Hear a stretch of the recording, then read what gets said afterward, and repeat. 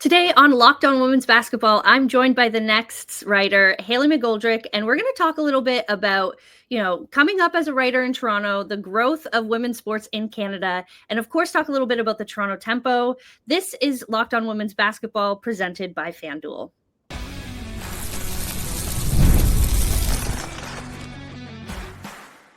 You are Locked On Women's Basketball, your daily podcast on women's basketball. Part of the Locked On Podcast Network, your team every day. Hello, everyone, and welcome to Locked On Women's Basketball. I'm Chelsea Leite of the Next, and today I am joined by another one of my Next colleagues. It's very fun to call her a colleague because we're also friends in real life. But I'm joined by Hayley McGoldrick, coming to us from Boston, which is fun. But thank you so much for joining me today, Hayley. Of course, it's kind of funny to be interviewing you like this because, again, like I said, we're like really close in real life. When I told the crew that I was having you on, they were like, "Is this going to be too much fun for the podcast to handle?" And I said, "Yeah, probably," because it's us. But I'm so excited to have you on. We have like such an interesting history. Like, we grew up in the same hometown but didn't really know each other. I'm like convinced we maybe crossed paths like once or twice, but like didn't really know each other, have a lot of mutual friends. And then like years later in Toronto, out of all places, we meet covering sports and then become like besties. So we have that fun history. But I wanted to get you on today. We're at such an interesting point when it comes to women's sports, but especially women's sports in Canada. And, I don't want to get too like Canadian because I know we have a lot of listeners in the US, but I think it's been really intriguing here in Canada because there's such a smaller community of people covering women's sports, but especially women's basketball. And, I know you've loved basketball your whole life. I've loved basketball. And then so when it came to like covering men's basketball, women's basketball, there's such a small community of women here that we all just kind of like gravitate towards each other and help each other out. And it's a very like special, I think, relationship. I think you'd agree because there's like, you'd think there would be a little bit more competition, but there's just like so much love between the small group of us that cover the WNBA and have been. But like, you've been there, like you've been covering the WNBA. You started at Sportsnet, right? That was at your first. Yeah. So at Sportsnet here in Canada, covering the WNBA, like before anybody in Canada was even paying attention, before we could even watch the games here in Canada. So maybe talk a little bit about how, like, what it was like writing about the WNBA back then and just like how you were able to even like get it done without like really having any resources here. Yeah, it was definitely difficult, because like you said, like the landscape wasn't really here. I was one of very few in Canada. There's obviously so many people who came before me who have been covering this league since, there were 200 people watching the Liberty instead of a sold out crowd at Barclays, Yeah. There's definitely so many who came before me, but especially, it was hard. And I think not even being able to watch games here, it was kind of like, okay, I'm like, looking at box scores, I'm trying to see what storylines are relevant when I can't even watch these games. I came into it in the Wubble season 2, so obviously there was that added layer. I think that's when I really fell in love with the league, to be honest, because seeing how progressive they were and how they were going to stand on business no matter what, I really loved that. And then I think as that kind of gained traction, then they started putting the WNBA finals on TV. It was on Sportsnet and TSN. So being able to do that was a lot of fun. And then from there, it just kind of continued to grow. And then now it's at a point, obviously, we're seeing so many high ratings that are never before seen. And we're seeing all these players and being able to have, I'm looking forward to this preseason when they're playing games at colleges and things like that. And they're bringing in those crowds, but it definitely was so difficult at first. And like, I remember for me specifically, like, I mean, obviously I'm 5 years into this now, so I have a lot thicker skin, but when I was still in school, so I wasn't even out of school yet. I was in school freelancing, and I would, people would tweet out my articles and all the comments were just, nobody cares, nobody watches, whatever. And it was just like, at a point it was so sad because I was like, is it my writing? Is it the league? Whatever. I'm like, the league deserves to be watched. These players are amazing. I also think I do a good job, but kind of that, like, nobody watches. And now you see those ratings that are millions through the roof. And I'm like, okay, yeah, nobody watches women's sports. Like, it was definitely difficult, but like, as you said, it's at a place now where we have, obviously the Tempo aren't playing yet. And AFC Toronto don't kick off technically until April, but we technically have 3 women's sports teams in Toronto alone. We have an entire league here in Canada with the NSL. The PWHL, we have 3 teams because we have Toronto, Montreal, and Ottawa.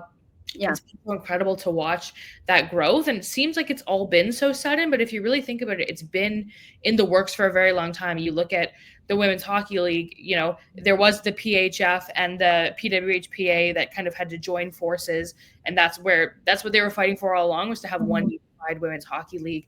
There was the CWHL before that folded because it didn't have the resources. And now we're at a point where women's sports are just kind of there. It's really accessible to be able to go to a women's game, to watch a women's game. And it's just been so fantastic to watch. Yeah. And I think, again, we have a little bit of a unique experience being like, I started covering the WNBA I think it was like 3 years ago. And again, even then, like, we couldn't watch the games here. I was like trying to find any way to watch games. I was covering games without, being able to like watch them. And we were, like trying to get into these Zooms and trying to do this. And I remember like even just begging for a game to be played in Canada. Like we were at the point where when that first preseason game came to Toronto, we were so hyped because we were like, oh my God, we get to watch it live. Like, it's going to be here in Toronto. People are going to come. Like, finally, people are going to see that, like, we in Toronto specifically, because that's where we are, like, want and deserve and would support a W team. And, like, it was just, like, to think about even then, like, a few years ago and where it is now, where we're, like, building this team and we have, like, a general manager and a team name and colors and merch we can buy. It's, like, so wild to think. And like I always think about the fact that like we were some of the people who like were there at the beginning and were like part like those voices to help bring it here, and not to like toot our own horns or anything, but like it's kind of cool. Like you can look back and be like, oh, like Hayley's articles were coming out like before there was even a game here, or in the before they even announced anything. So yeah. And like I think too for us, like I mean, like I said, we didn't like essentially grow up together, but like you lived on like my grandparents' street. Like Cambridge is a small town. Yeah. But I think like for you, like seeing, because we were both involved in like youth sports in Cambridge, and like, could you even imagine back then that like we would have all of this now and you would be like a part of it? No, like I really didn't even know what I really wanted to do with my life when I was like in high school. Like if I look back, I'm like, maybe I could have gone to like TMU for sport media or whatever. Like I love the path that I ended up taking, and like, everything happens for a reason and you fall into your path for a reason. And I loved my time at Laurier, but I didn't know what I wanted to do with my life. I thought like maybe I was going to go the athletic trainer route. Like I knew I was going to work in sports. I didn't think it was going to be like this at all. Like I was somebody who got like 70s in high school English. Like I never thought I was going to be a writer because I was like not good at writing according to high school standards. And then in university, I took writing courses and got A's, and I was like, oh, period, I can do this. And even still, like so much of my work now is in social, and like actually, when we were in grade 12, there was no like, oh, I'm going to work in social media when I'm older. Except like YouTube. Everybody wanted to be a YouTuber. Yeah, exactly. Like that didn't exist. Like jobs in social did exist at that point. Like they were probably just starting when we were in high school. That's really when people started to kind of look at social media managers. But also back then you would be like a social media manager and team reporter. And like, social was just one of like 8 things you would do. Now it's an actual dedicated role. And so, yeah, I could never imagine that we'd be at a point where, this summer in Vancouver, we're going to have our 3rd WNBA Canada game, which is so incredible. We're going to have an entire league that's playing out this summer. Obviously, PWHL, we've both been to games. Like I love the PWHL. I'm a half season ticket owner, not a full season, but a half season. But we'll get there. We'll get there one day. But yeah, it's so incredible to be at a place where we are, not even just in Toronto, but Canada. And I think it also helps too. We've had such amazing national teams in both soccer and basketball specifically to really help that movement as well. We've obviously been so lucky to watch Tokyo 2020 will always be so special, especially like for us. We played soccer, that was such a special moment. Our women's team, of course, they haven't had the success that I know they've wanted on the national stage, but they've still made Canada so proud.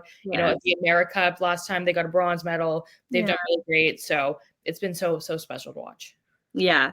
And yeah, I think it's just like, again, special that we get this like little bit of a niche here in Canada where we're like, okay, like we're seeing the big women's sports movement grow everywhere, but we also have this really tight-knit community here in Canada of like people who are really passionate about it and have just been like kind of screaming to the rooftops to pay attention to us. And I feel like finally people are paying attention to like Canadian talent and Canadian sports and Canadian cities. So yeah, we'll talk a little bit more in the next segment about specifically like what we've done. And we always joke that you have like 17 jobs, but you do. It's wild. And I wanted to make sure that we kind of hit on that because there are so many people who want to get into this industry and it's not easy, but it is possible. So when we come back, we're going to talk a little bit about, making a place for yourself in this industry, freelancing, all of that stuff. So stay tuned. This is Locked On Women's Basketball. NBA fans, get ready. They swoosh, you save. Thanks to Dash Pass, every time a player drops 50 or more points in a game, you score a huge deal the next day. It's simple. When any player scores 50 or more in a game during the 24-25 NBA regular season, Dash Pass members get 50% off an order up to $10 off the next day from noon until midnight.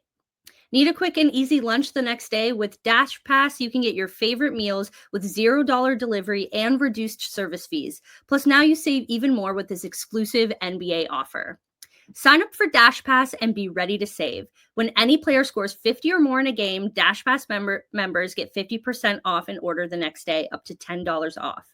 Just use the promo code NBA50 from noon until midnight after a 50-point game on eligible orders at participating merchants. Must have an active Dash Pass account. Terms apply. Visit DoorDash.com to learn more. All right, we are back on Locked On Women's Basketball here with Hayley McGoldrick. We're just talking a lot of just about, our past, the Canadian sports industry, basketball in general, and we're going to get to the tempo in a bit, but I wanted to touch on just like your like career in general, because if you're not following Hayley, this girl is on the go 24/7, has so many jobs, and like we joke about it, but like, girl, like it's like when you think about how much work you need to do to make it in this career, like you are just the epitome of that. And I mean, like, I just kind of want to go through a little bit because we get asked quite a lot, like, how did you do this? What did you do? Like, and I think it's important for us to not only talk about it, but to be really transparent about it because it's rough. Like, it's rough in the sense of it's a very small industry, especially in Canada. Like, we're both in Toronto. We're both, trying to not only make it in sports, but in women's sports. There's so few jobs, but also like we're women working in this very male dominated industry. And it's just like, it sounds like a cliche, but it's so true. And like, I think one thing that's really special about our friendship is the fact that like anything that I go through at work, I can always like call or text you and like, you're like, yeah, girl, I get it. Like this happened to me, or like, I'm going through the same thing. So like, first of all, how did you get your first freelance job, and just like what has like the build up been? Because as someone who also does freelance, like I know it's like a building thing. Like you get one thing and that leads to another, and then that leads to another, and slowly you just kind of like work your roster out a little bit. So I'm curious for you, like what was your first gig, and like how have you grown to kind of get where you want to be now?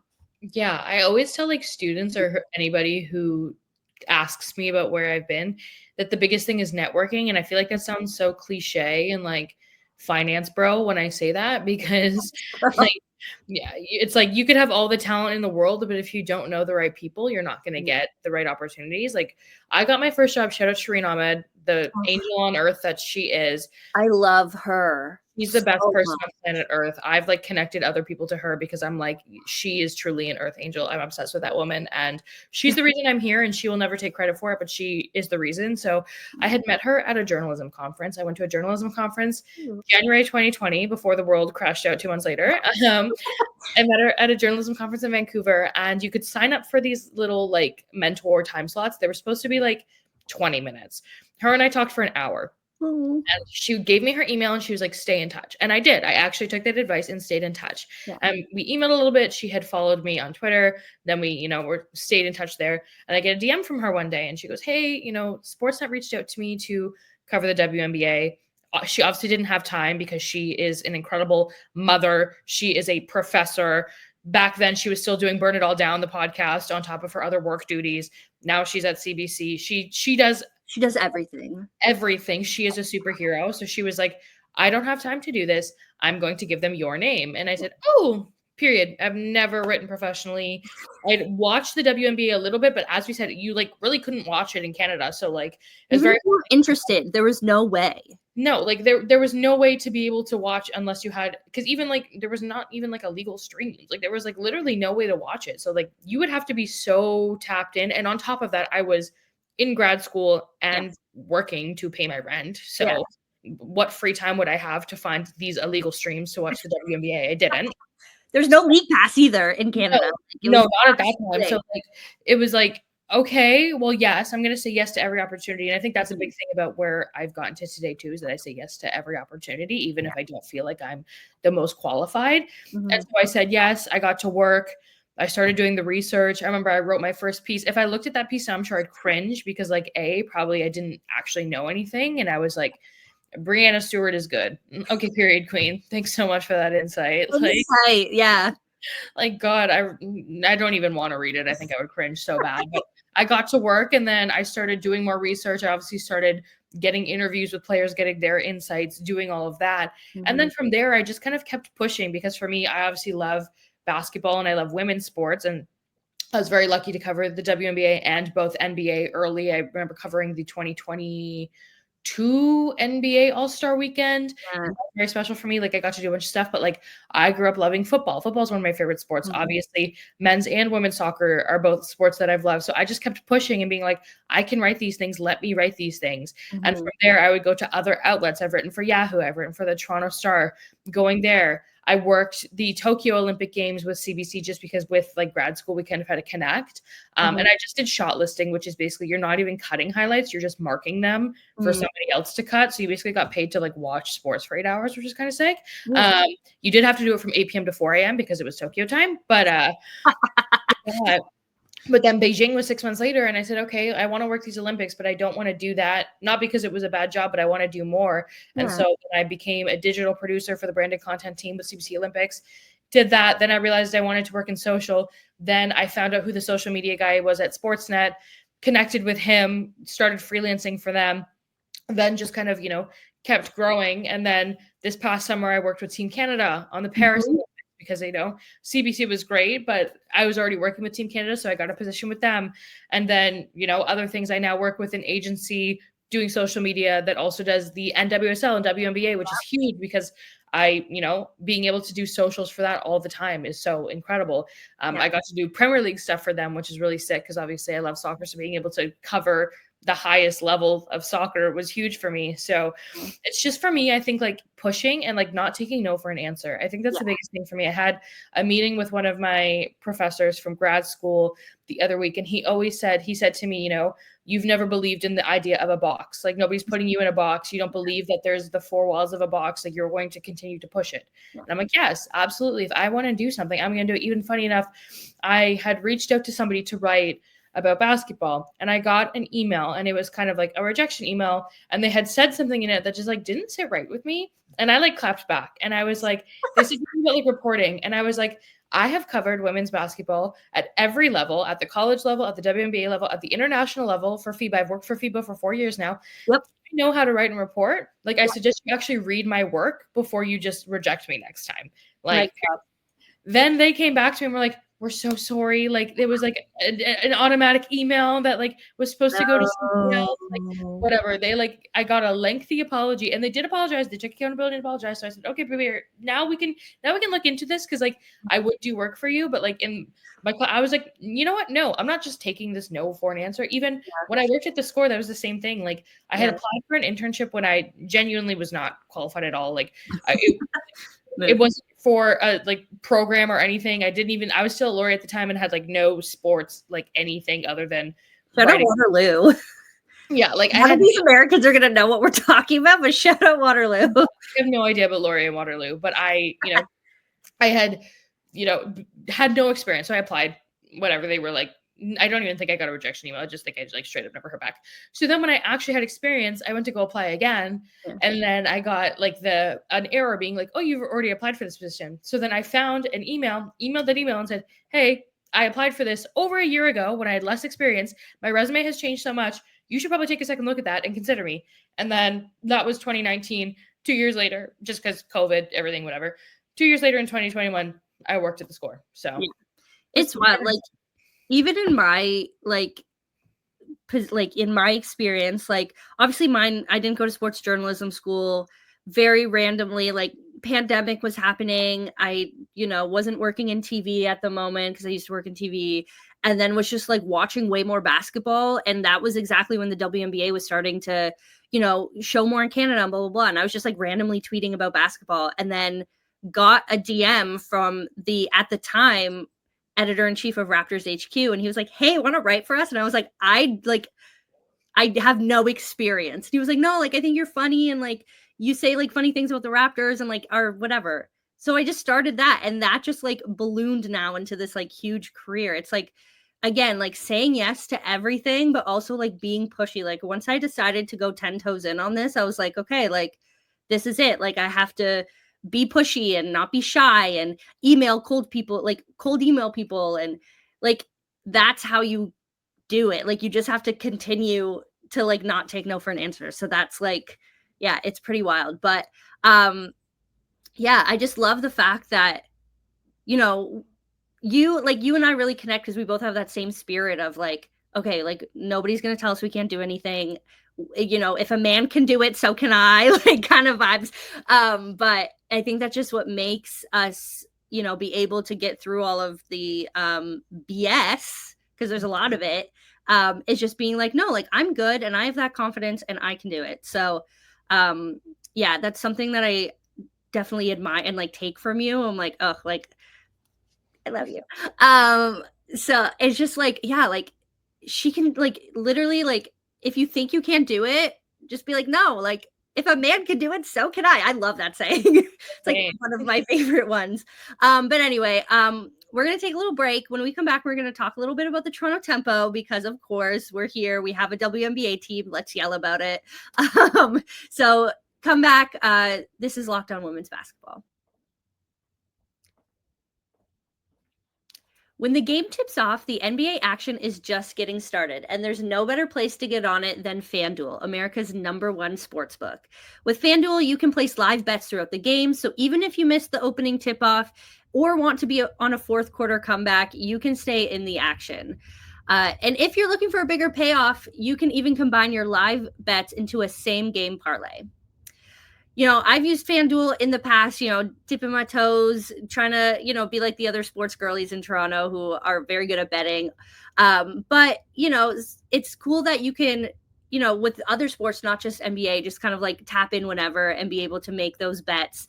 And you can also just like cash out whenever you need to if you feel like it's not, going your way. So you can back your team or you can bet for anyone else. But right now, FanDuel customers can get $150 in bonus bets if your first $5 bet wins. So just visit FanDuel.com to join today. That's FanDuel.com for your shot at $150 in bonus bets. Make every moment more with FanDuel, the official sports betting partner of the NBA.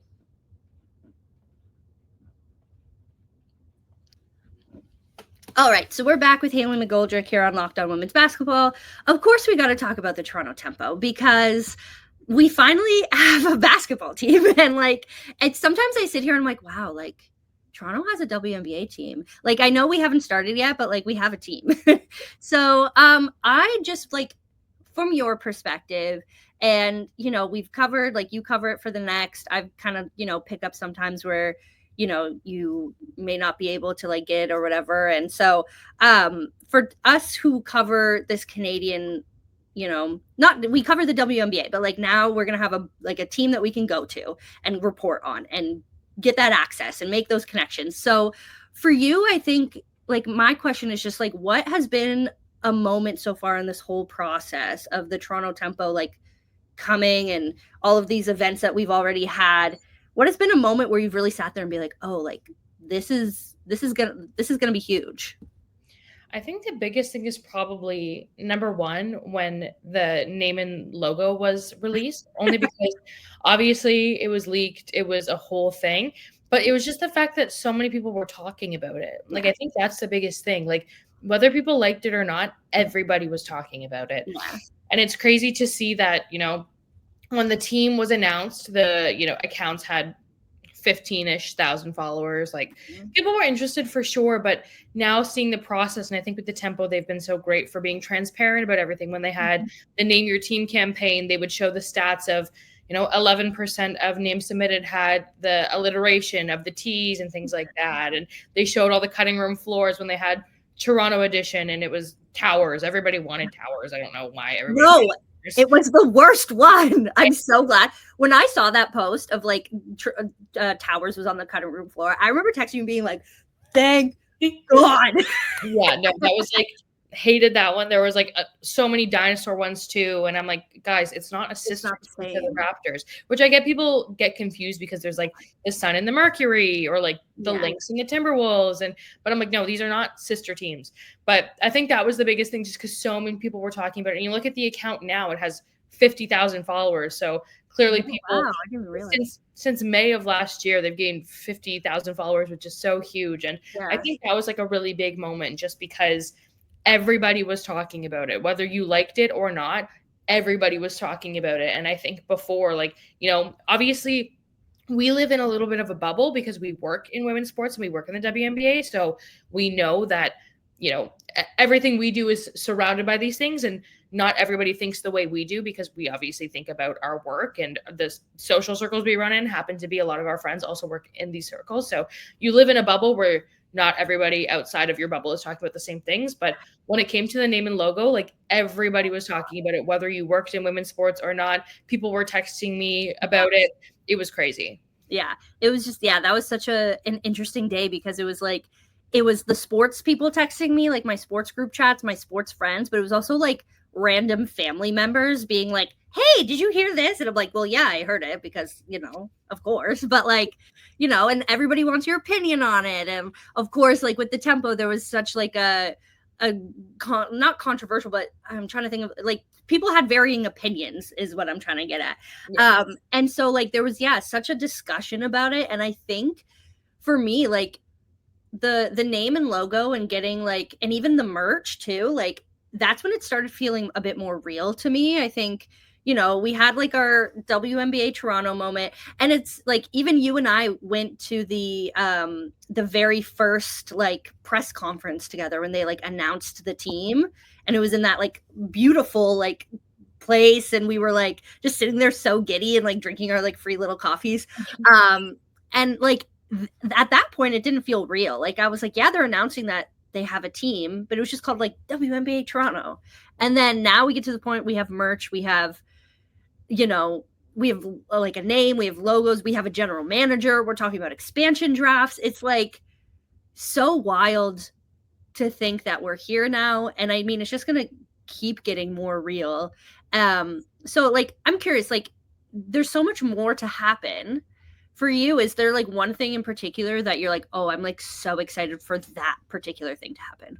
I think two things. Obviously tip off, which is like, duh, like that first game is going to be so special. But I think probably like the first player signing as well. Because I think too, like obviously there's so many markets in the WNBA right now. You could be on the West Coast in LA or Vegas, or you could live in Connecticut, and it is what it is. I mean, it's a little bit better for the players only because they play throughout the summer. So I don't think many of them really have to deal with like terrible winters in the markets they're in. And obviously summer in Toronto is the best. Oh my God. I think that's a selling point for whatever player ever wants to come here. Yeah. Summer in Toronto is absolutely unmatched. But yeah, I think that first player signing, because it's just going to feel so real at that point. I think right now, obviously, it's so exciting, but in the same breath, you think about it and it's like, okay, it's February. And like in our heads, it's like, okay, the season tips off in May. Well, the Tempo aren't going to be there for a whole other season. So there's so much that's going to happen with the team. I know that there's going to be so many events happening with the team this upcoming year.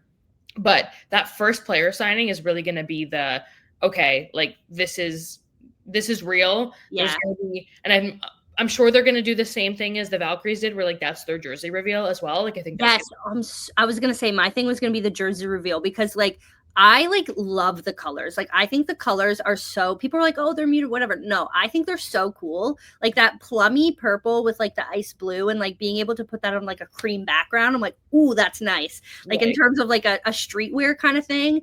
And like in my head, I envision like the Montreal Victoire like color, like that cream color with like that purple and blue. Oh, I like, and again, I don't know anything of what it could or whatever. That's just my idea. They can take it if they want, but I just think it's like, get like that jersey is gonna be like, oh, we have a jersey, and like, oh, okay, that's good. So yeah, it's like there's so much, I think, more to look forward to, and I think it's just gonna get more and more real. But oh, it's exciting, and the fact that you and I are just right in there together and being able to, you know, cover it at the Next and also cover it here in Toronto and be able to like, I feel like we both have that FOMO sometimes of like, oh, like these people get to go cover the WNBA finals or WNBA this or and we're just like here in Toronto, like, yeah. But now it's our turn, so that's gonna be really fun. But all right, Hayley, I appreciate so much you coming to take the time and chatting with me. I mean, it's also just an excuse for us to yap together because, you know, we're busy girlies. So most of the time when we hang out, it's work things. But thank you so much. Where can people find your work? They can find my work mostly on Twitter. I will never call it X. It's always Twitter for me. Yeah. At Goldie on Sports. I post everything on my Twitter, every thought I've ever had, all the work I ever do. So that is the main place that you can find most of my work. Obviously, you can find my work on the Next, Hoops HQ. I'm all over the place, but anytime of my 85 jobs, you want to find some of the work I'm doing, it'll be on my Twitter. Incredible. Well, thank you so much. And thank you to everyone for listening to this episode of Locked On Women's Basketball. I'm Chelsea Leite, and we will see you next time.